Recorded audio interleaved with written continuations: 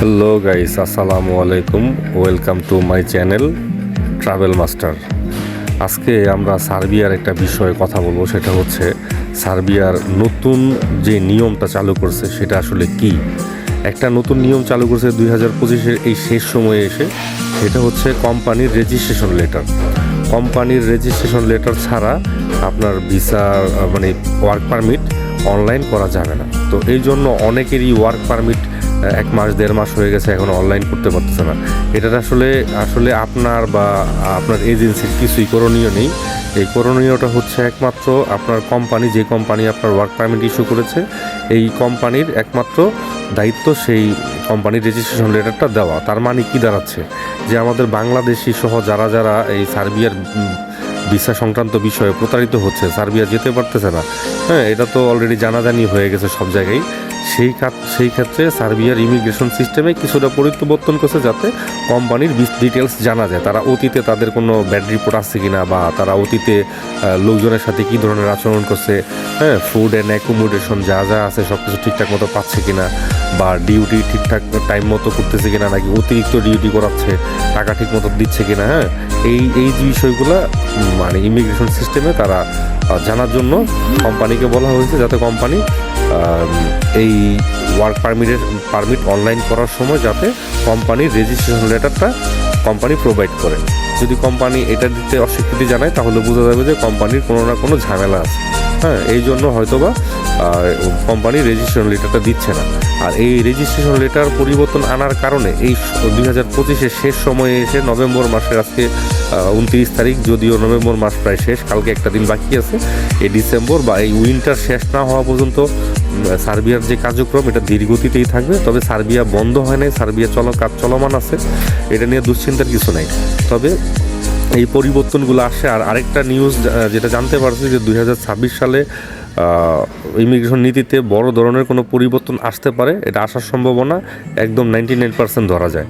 তো যেখানেই আপনারা পাসপোর্ট জমা দিয়েছেন, ফাইল জমা করেছেন সার্বিয়ার ভিসার জন্য, সার্বিয়া যাওয়ার জন্য, তো সবাই একটু এই সময়টা ধৈর্য ধরতে হবে, যেটা বুঝতে পারতেছি। তবে ধৈর্য ধরা মানে এই না যে যেই কাজটা 3-4 মাসে হয়ে যাবে, সেই কাজের জন্য আপনি 1 বছর ধৈর্য ধরবেন, ওয়েট করবেন, জীবনের মূল্যবান সময় ব্যয় করবেন, সেটার প্রশ্নই ওঠে না। হ্যাঁ, মোটামুটি ধরে নেওয়া যায় যে আগামী জানুয়ারি ফেব্রুয়ারিতে সার্বিয়ার কাজগুলো আরও দ্রুত উঠবে।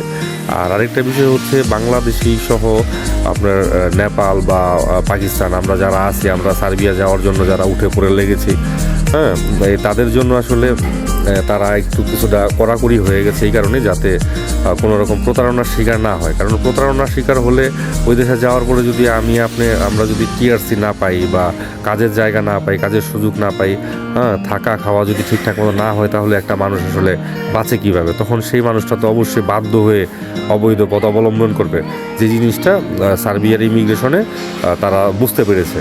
যার কারণে তারা নতুন করে এই একটা সিস্টেম চালু করে দিয়েছে, যে কোম্পানির রেজিস্ট্রেশন লেটার সাথে যোগ করতে হবে, তাদের আমলনামায় কী আছে না আছে এটা জানতে হবে। যেমন এর মধ্যে আমার এক পরিচিত লোক ওয়ার্ক পারমিট পেয়েছে, তো ওনার ওয়ার্ক পারমিটটা আমি সুন্দরভাবে যাচাই বাছাই করেছি এবং গুগলে এমনভাবে সার্চ করেছি, ওই কোম্পানিটা প্রতিষ্ঠিত কোম্পানি যদিও সার্বিয়াতে, তো ওই কোম্পানিতে আপনার 2010 সালে অবস্থিত কোম্পানি সার্বিয়াতে, সেই কোম্পানিতে ওয়ার্কারদের সাথে খুব বাজে আচরণ করা হয়েছে এবং নারী কর্মীদের সাথে যৌন হয়রানি করা হয়েছে।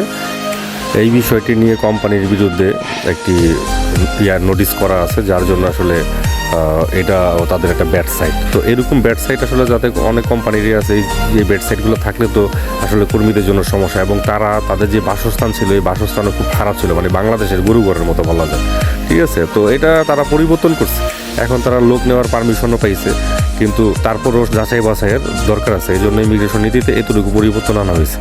আরেকটা বিষয় আপনাদের কাছে শেয়ার করি, সেটা হচ্ছে বর্তমানে সার্বিয়ানরা ওয়ার্ক পারমিটের ব্যবসা করে।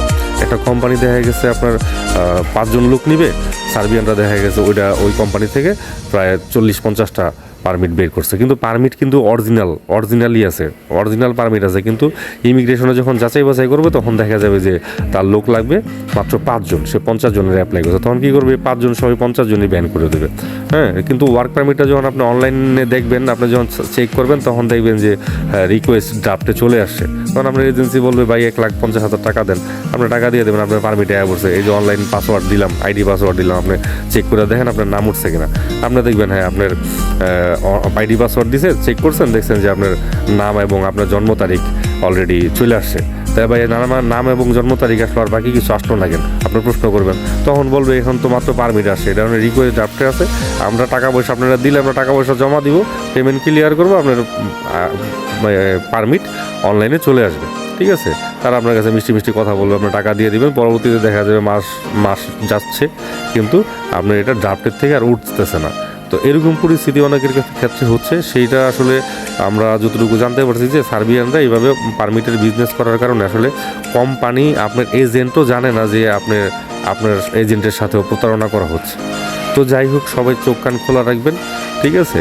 আর সার্বিয়া বন্ধ হয় না, সার্বিয়ার কার্যক্রম এখনও চলমান আছে, সেটা নিশ্চিন্তায় বলা যায়। কিন্তু সার্বিয়াতে যাওয়াটা খুব কঠিন হয়ে যাচ্ছে বর্তমানে।